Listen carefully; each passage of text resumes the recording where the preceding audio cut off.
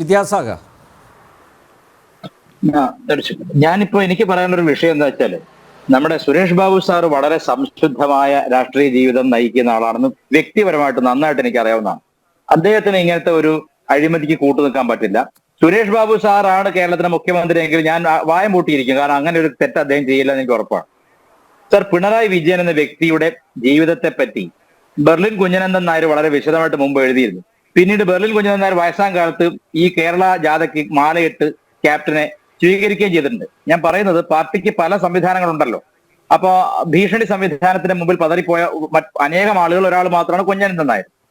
ഈ പിണറായി വിജയൻ എന്ന വ്യക്തിയുടെ ജീവിത രീതി തന്നെ ഇത്തരത്തിലുള്ളതാണെന്ന് അദ്ദേഹത്തിനെ സ്പോക്കൺ ഇംഗ്ലീഷ് പഠിപ്പിച്ച AKG സെന്റർ താമസിച്ച് പഠിപ്പിച്ച ആളാണ് ഈ കുഞ്ഞനന്ദൻ നായർ. പാർട്ടിയുടെ സഹയാത്രികനാണ്, അറിയാലോ.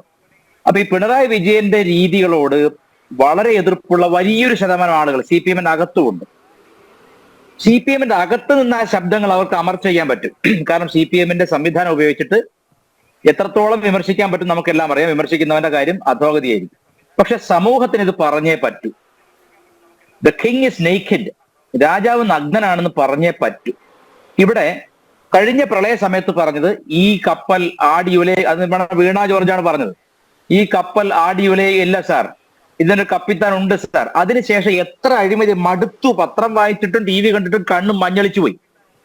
ആ ലൈഫ് മിഷൻ പദ്ധതി എടുക്കുക, സ്പ്രിംഗ്ലർ വിവാദം, എത്ര ആരോപണങ്ങൾ, അതിലെല്ലാം തെളിവ് സമർപ്പിച്ചിട്ട് പോലും ഈ സിസ്റ്റത്തിന് ഇയാളെ ഒന്നും ചെയ്യാൻ പറ്റില്ലെന്നും, CBI-ക്കാർ എങ്ങോട്ട് പോയി വിദ്യാസാഗർ ഗുരുമൂർത്തി? ആരും കാണാനില്ല. അതാണ് എന്റെ വിഷമം. എന്താന്ന് വെച്ചാൽ, ഞാൻ ബീയിങ് എ നാഷണലിസ്റ്റ്, ഈ രാജ്യത്തോട് സ്നേഹമുള്ള, രാഷ്ട്രവിരുദ്ധ ശക്തികളോടും കോൺഗ്രസിനോടൊന്നും ഒരിക്കലും സന്ധി ചെയ്യാൻ കഴിയാത്ത എന്റെ ബൗദ്ധിക വ്യാപാരത്തിൽ എനിക്ക് പറയാനുള്ളത്, കേരളത്തിൽ പിണറായി വിജയനെ സുവ്യക്തമായി സംരക്ഷിക്കുന്ന ഏതോ വലിയ ശക്തികളുണ്ടെന്ന് തോന്നുകയാണ് ഇപ്പോൾ. എന്തുകൊണ്ടെന്ന് വെച്ചാല്, ഈ ലാബിൻ കേസ് എന്തായി?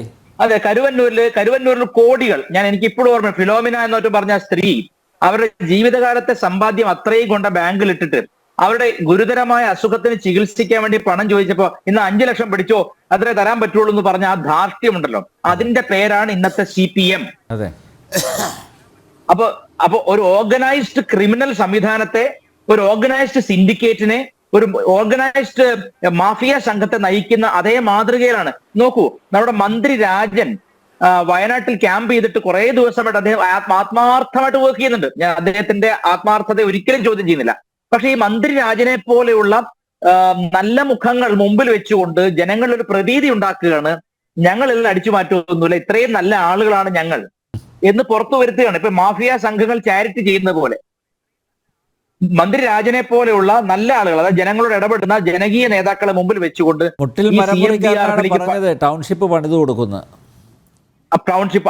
ടൗൺഷിപ്പ് പണിത് കൊടുക്കും എന്ന് പറയുന്നു. അതുപോലെ തന്നെ ഞാൻ മനസ്സിലാക്കിയത്, കേരളത്തിലെ വലിയൊരു ബിസിനസ്സുകാരൻ അവിടെ 1000 ഏക്കർ സ്ഥലം ഉണ്ടെന്നാണ് മനസ്സിലാക്കിയത്. അയാളും ചാരിറ്റി ചെയ്യുന്നുണ്ട്. ചില ആളുകളുടെ എസ്റ്റേറ്റിൽ നിന്നാണ് ഉരുൾപൊട്ടി തുടങ്ങിയെന്ന് പറയുന്നു, അവരും ചാരിറ്റി ചെയ്യുന്നുണ്ട്. ഞാൻ പറഞ്ഞത്, ഇതൊക്കെ പറയേണ്ടി വരികയാണ്. കേരളത്തിലും ഇന്ത്യയിലും ഇന്നിപ്പോ നമുക്ക് സംസാരിക്കുമ്പോൾ വളരെ ശ്രദ്ധിക്കേണ്ടതുണ്ട്. ഫിസിക്കലി നമ്മളെ ഹാം ചെയ്യാൻ മടിക്കാത്ത ഒരേ ലക്ഷ്യങ്ങളുള്ള ആളുകൾ ഒന്നിച്ചു ചേരുകയാണ്. എന്നെ സംബന്ധിച്ച് ഇത്രേ ഞാൻ പറയുന്നുള്ളൂ, വിമർശിക്കുന്നത് നിർത്താൻ പറ്റില്ല. കാരണം വിമർശിച്ചില്ലെങ്കിൽ ഈ സാധുക്കളായ ജനങ്ങള്, ഇപ്പൊ പാലോറ മാത ആടിനെ കൊടുത്തിട്ടാണ് ദേശാഭിമാനി വളർത്തിയെന്നുള്ള കഥ അന്ന് നമ്മൾ വിശ്വസിച്ചു. കാരണം അന്ന് സോഷ്യൽ മീഡിയ ഇല്ല. പിന്നീട് ആ പാലോറ മാതയിൽ നിന്ന് നമ്മുടെ ലോട്ടറി, എന്താണുള്ള പേര്, സാന്റിയാഗോ മാർട്ടിൻ. അതെ, പാലോറ മാതയിൽ നിന്ന് സാന്റിയാഗോ മാർട്ടിനിലേക്ക് വളർന്ന പാർട്ടിയാണ്, മറന്നുപോകരുത്. അപ്പോ ഈ പാർട്ടി സംശുദ്ധമാണ്, ഇതിലൊരു സിസ്റ്റം ഉണ്ടെന്നൊക്കെ വിശ്വസിക്കുന്ന സുരേഷ് ബാബു സാറ്, ഇത്രയും നല്ല വായന, പരന്ന വായന, അറിവുള്ള സാർ എങ്ങനെ സാറേ വിദ്യാസാഗർ എല്ലാം അറിയാം? അല്ല, ഞാൻ പറയുന്നത്, ഞാൻ വേറൊന്നുമല്ല, മറ്റൊരു നേതാവാണെങ്കിൽ ഞാൻ ഇങ്ങനെയല്ല സംസാരിക്കാം. അദ്ദേഹം ഹെൽപ്ലെസ് ആണ്, അദ്ദേഹം നിസ്സഹായനാണ്.